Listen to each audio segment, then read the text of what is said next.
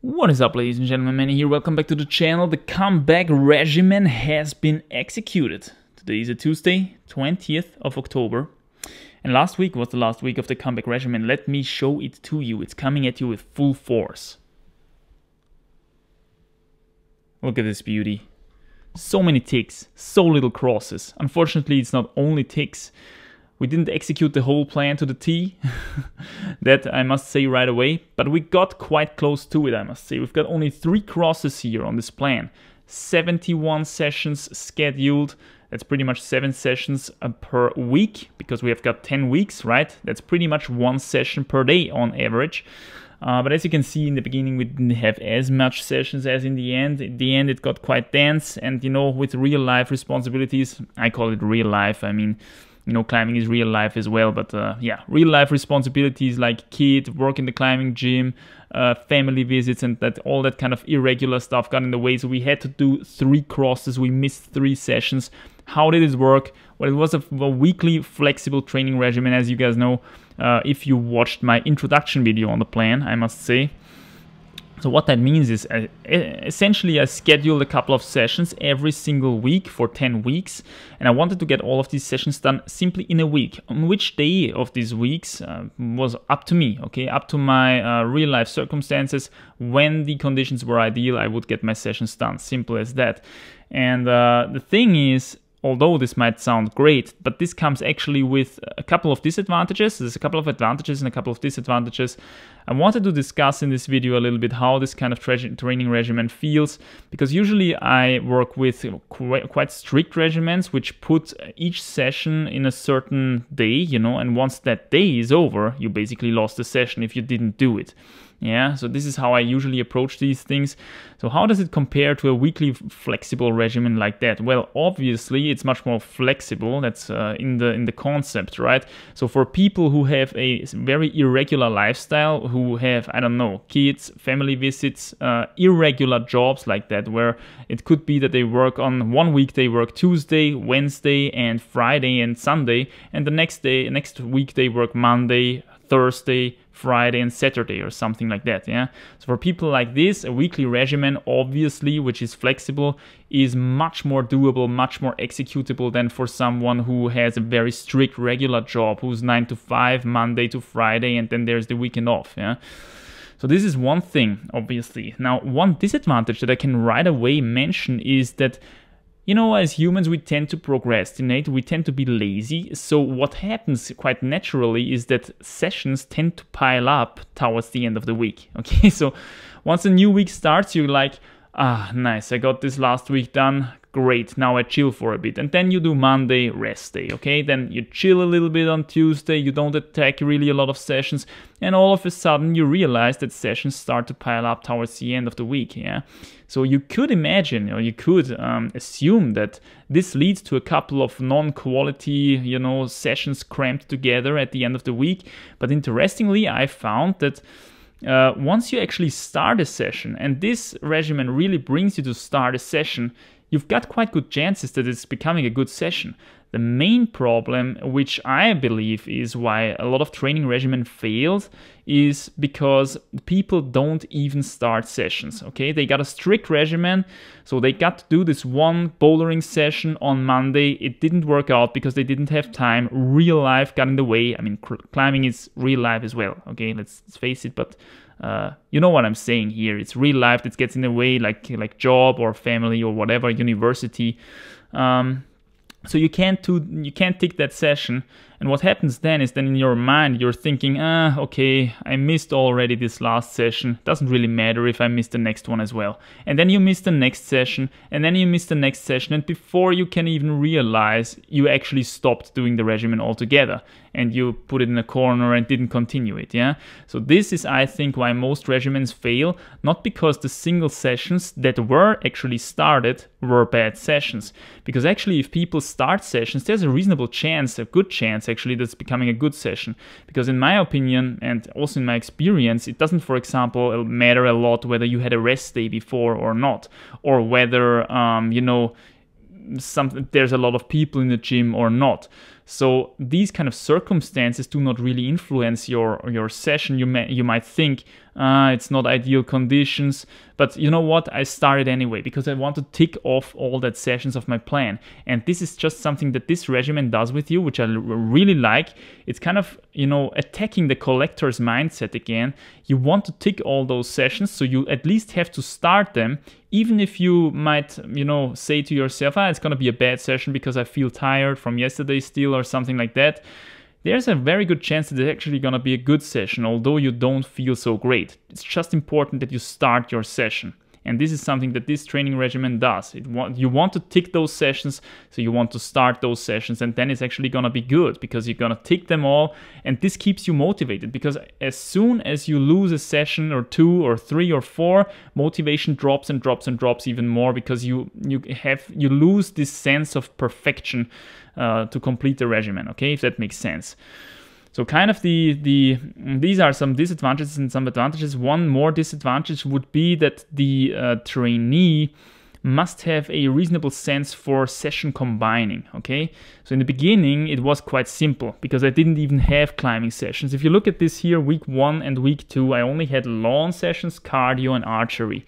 So what is a lawn session? A lawn session is when I get out on the lawn, do a bit of calisthenic stuff, some handstand push-ups and stuff like that, maybe a bit of jumping as well. You know what I do, the wheel without hands, the rondat and backflip attempts and something like that. Just some jumpy stuff. Cardio is 3 to 5 rounds around the property, which is basically between 3.3 and 5.5 kilometers, depending on how many rounds I run, depending on how I feel, essentially. Yeah. So this is not climbing related. You can basically almost combine these sessions as you will. The only thing that you have to take into account maybe is that you don't do a jumpy lawn session directly after a running session, because I'm a 4-foot runner, and as I'm 4-foot running, I'm kind of destroying those calves and legs a little bit, yeah. And when I want to jump a lot afterwards, obviously this doesn't work. You can do it the other way around, jumping first and then doing a little bit of running. This usually works, but not the other way around. So this is the only thing that you have to consider in terms of session combining. Now next week it's already getting a lot more interesting because 2 climbing sessions come into the plan, yeah. And what you have to realize there is obviously you don't want to take 1 climbing session and then do the other one right away and then have 5 rest days in terms of climbing. What you do is you spread those sessions out. So you've got 1 session on Monday, 1 on Thursday, for example, ideally. And then next week you're going to repeat that, Monday, Thursday. So this way you always have the maximum amount of rest days between your climbing sessions. And then it's getting even more complex because we've got 1 hangboard session in there and another hangboard session here already in week 6. Yeah, as you can see, I took it quite slowly with the hangboard sessions because I wanted to be sure that those tendons and joints in my hands and everything are woken up again and ready for the stimulus, okay? So I didn't want to jump into that right away at the beginning of the plan. Week 5 and 6, I introduced hangboarding, and of course hangboarding takes up quite a bit of, week space when it comes to session combining. You cannot do a hangboard session and do a climbing session right afterwards. It's also not very smart to do a hangboard session at one day and do the climbing session the next day without doing a rest day, okay? So what you should rather do instead is do your hangboard session, and the next day is gonna be right away a rest day. Yeah. So for example, climbing session, even you can throw in the hangboard session right away after the climbing session and then do a rest day. Yeah. Then do a rest day again and another climbing session, and then you're done for this week as well already with climbing specific training. Yeah. So it becomes more and more complex as more climbing sessions and more hangboard sessions enter the plan down here, okay? So taking a look at, for example, week 10, yeah, which is the last week essentially, we had 3 climbing sessions and 2 hangboard sessions. So how do you combine those without getting into the way of each other too much? What I always did is usually something like this: climbing day, hangboard day, rest day, climbing day, hangboard day, rest day, climbing day. Now, as you can see, if you would put 2 of these weeks back to back, you're already running into a problem, because then you've got the climbing day on Sunday and then the climbing day right away on Monday again, which is no rest day in between. So this is not ideal, yeah? So what you could rather do is climbing day, hangboard session on the same day right afterwards. keeping in mind that, of course, maybe the hangboard session is going to be a little bit more low quality because you did the climbing session right away before. But in my personal experience, this does not necessarily have to be the case, okay? Hangboard sessions after climbing sessions directly even can be extremely good and extremely high quality. So this is why I have no problem with combining them that way. I would have a problem though combining them the other way around. First the hangboard session and then the climbing session, because after a proper high quality hangboard session, you can almost be sure that the climbing session that comes right afterwards or even the day afterwards is gonna be low quality, okay? So what I'm gonna do is climbing session, hangboard session, rest day, yeah, climbing session, climbing day, hangboard day, rest day, climbing day. Okay, so this way you spare one day on Sunday for a rest day and then rinse and repeat the next week with 3 climbing sessions and 2 hangboard sessions. This is something that is very doable even for my irregular schedule to somehow fit it in all the time like this, yeah.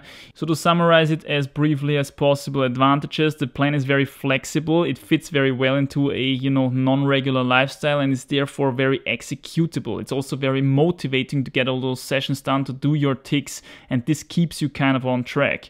The disadvantages is that sessions, as we procrastinate, tend to pile up towards the end of the week, and you become quite irregular that way sometimes. And also you need to have some sense for session combining, some way to improvise yourself around your real life with that plan without getting into the way, without getting hangboard sessions in the way of climbing sessions and stuff like that, okay? So these are some advantages and disadvantages of this kind of training regimen. What are the results actually of this kind of training regimen? So that would be interesting as well. I've got my notes here. I think I've scheduled in this training regimen, let me see here real quickly. I think it was 19 climbing sessions in total, and I think of these climbing sessions, 12 were on the 45er indoors, yeah, on the system wall, and I think 7 were outdoors actually on real rock. Now, I preferred outdoors always because that's what I want to train for, that's what I want to get good at again. So this is what I have to prefer. You have to always do what you want to get good at in climbing. Yeah, this is my my opinion at least. So I preferred outdoors, but of course I didn't always find time for it. I didn't always find outdoor partners. So in the end, I got 63% of my sessions indoors on the 45er system board, just some indoor bouldering, getting real strong there again, and 37% were outdoors on real rock, which was just important as well, because you need to remember yourself. You need to remind yourself what you're actually doing all this stuff for. Yeah. So this was really motivating to see the outdoor results coming in as well, after these outdoor sessions. So on the 45er, I on my assessment session could pull a 7B, and now in the end of the regimen actually I could already do my 7C plus boulder that is set on the 45er. So this is quite some significant progress. Again, this significant progress is only possible because I'm riding the comeback wave, obviously. Someone who does his first 7C plus cannot expect to have this kind of progression, although I'm sure this kind of progression exists out there somewhere in a genetic freak, yeah. So this is something that you always have to be ready for, so to say. On the outdoors, I had in my first session, which was I think only in week 5, yeah, in week 5 I had my first outdoor session. I could pull off a 7C in pretty much a second go, I think. Yeah, so this was quite cool to see as well. And towards the end of the regimen, I think that was in week 9 or week 10, I had another outdoor session where I actually could pull a 8A/plus, something along these lines. Yeah, so already coming definitely now. I'm definitely fit for 8A+ again. I think I feel quite well, and I already checked a couple out and stuff like that. So coming from 7C to 8A+ there, yeah, that's also quite decent progression, I would say. And I think, to be honest, if I would project hard, which I never did during this regimen there, I just wanted to get some volume in, some meters in, I would be probably already ready for 8B or 8B+ or something like that, yeah, with this kind of boulder power. But just to give you a sense of how I improved, I had 11 hangboard sessions in total. What did I do during these sessions? I attacked the 15mm edges on the Beastmaker 2000 with one-armers, assisted one-armers with my pulley system, as I showed in, I think, one of the assessment videos as well. I'm gonna talk about that separately, how much kilograms I actually gained during these hangboarding regimens, so to say, during these hangboard cycles, which was quite interesting to see because, yeah, you ride the comeback wave there as well, and you can actually follow the numbers rising, yeah, so that's quite cool to see. But I want to make a separate video just about that. When it comes to lawn and cardio, I must say lawn was quite interesting too. Lawn was, again, these two things, jumpy stuff and calisthenic stuff. And in the jumpy stuff, I improved such in that I was almost able to do a backflip at some point, yeah. And now I had a couple of calisthenic sessions back to back in the indoors instead of the lawn sessions, and counted them as lawn sessions because it was bad weather outdoors and it was always moist and wet outdoors. So I couldn't really get on the lawn, couldn't also really jump on the lawn. So it would be cool to get back to that as well in the near future and try the backflip again. However, I did a lot of calisthenic stuff that way, and there I improved quite well as well. I could do, I think, 7 handstand push-ups back to back. It would be cool to get to 10 in the near future. That would be a nice goal to achieve. But anyway, definitely some core gains there and some cardio gains as well. You know, the rounds felt easier and easier, you know, the running rounds. So there I can definitely feel some improvement as well, although this is not carrying over into climbing performance as much as the other stuff. Yeah, I mean, the core stuff doesn't really carry over as well, but I just want to get it in from time to time to, you know, to stay fit in that area, so to say. So now that we discussed advantages and disadvantages and results actually, and how it felt to execute this plan, how will we continue? That's the big question. Now, during the last couple of hangboard sessions, apart from my 15mm one-armed assisted one-armers, I also attacked the micros already, yeah, the Beastmaker micros, and this is something interesting. You kind of harden up your fingertips that way, and you harden up your knuckles a little bit and stuff. So this is really getting you ready for outdoor bouldering, and this is what I wanted to achieve with these micro hangs. I feel like I'm ready again for outdoor bouldering, okay? Nothing super hard, nothing super extreme, nothing super projecty or anything like that, but just to get a little bit of moves in again on outdoor rock in a bouldering setting to kind of reactivate that proper max strength. As you guys know, if you've been following the channel, I'm a huge fan of outdoor bouldering when it comes to max strength training. I think that nothing actually comes close to outdoor bouldering if you want to gain max strength also for outdoor lead climbing, yeah. So this is something that I would like to attack in the near future. I want to keep up this kind of rhythm, 3 climbing sessions and 2 hangboard sessions per week. Again, in my personal opinion, there is not really a lot of purpose in more than 2 hangboard sessions per week, simply because if you want to keep them high quality, you always need to put a rest day afterwards, after a hangboard session in terms of climbing. And this way it's getting really tight in the week, okay? So 2 hangboard sessions a week, just keep them high quality as F, okay? Really go balls to the walls during these sessions, and you're gonna see improvement also with only quote-unquote 2 sessions a week. So yeah, I will keep up, I think, 1 cardio and 1 lawn session a week if the weather allows it. Yeah, that would be cool as well. So this is how we're gonna roll, man. Yeah, we're gonna roll again. Maybe I'm gonna design a little another plan like this to tick off the boxes. You know what? Actually, I'm gonna do that for sure, because it's important to have a sheet of paper like this hanging on your fridge or somewhere in your room, yeah, so that you can actually see and be reminded what the goals are, what your goals are for this week. And you have to tick them off, and you have to cross them out if you miss them. Yeah.